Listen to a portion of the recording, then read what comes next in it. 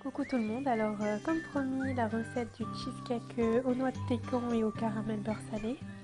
Donc pour ça il faut 250 g de biscuits spéculoos, 60 g de beurre fondu, 2 œufs, 2 cuillères à café de maïzena, 2 cuillères à soupe de sucre, 100 g de chocolat blanc, 100 g de noix de pécan, un quart de litre de crème entière, 500 g de Philadelphia. Là, je garde des noix de côté, on ne sait pas si je veux faire une décoration plus tard. Et il faut aussi le caramel beurre salé que j'ai préparé la veille.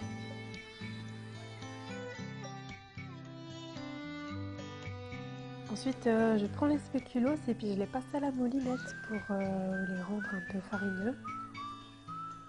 Et là, je les mets dans mon moule avec le beurre. Et avec une spatule, je vais tapisser tout le fond du moule pour que ça fasse un beau disque bien net, tout plat.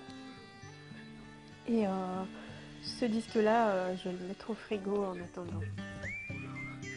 Donc pendant ce temps, je vais préparer le Philadelphia que je fouette avec le sucre. Et en parallèle, on chauffe la crème et on fait fondre le chocolat blanc dedans. Donc voilà, là on a le chocolat qui fond dans la crème. Et ce mélange-là, on va l'intégrer au mélange précédent. Désolée, j'ai un peu le nez bouché.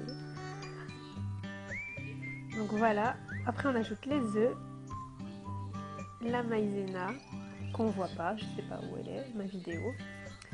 Et là, on a notre mélange bien liquide, c'est normal.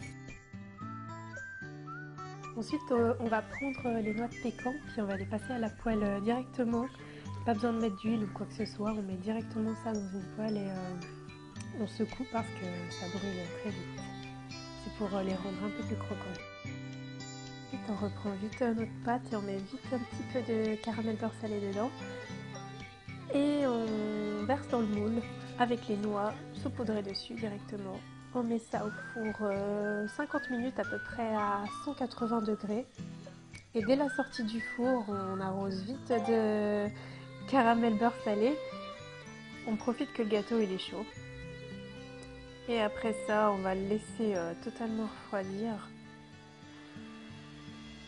Ou pas. Et voilà, moi je l'ai laissé un peu tiède.